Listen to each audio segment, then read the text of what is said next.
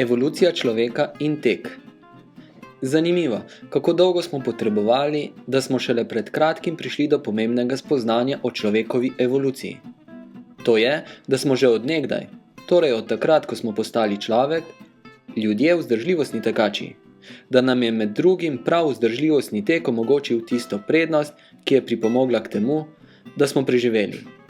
Počasnejši smo od marsikatere druge živali. Naša prednost se pokaže s sposobnostjo neprekinjenega teka.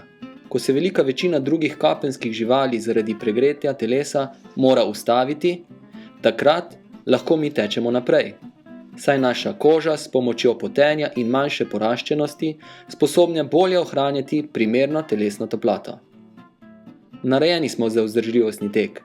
Navajeni smo nanj, zato ga še vedno potrebujemo, če želimo živeti polnovredno.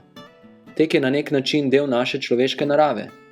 Vedno večja množičnost ukvarjanja z vzdržljivostnim tekom, ko tečemo mlajši in starejši, ženske in moški, močnejši in vitkejši, ni modna muha.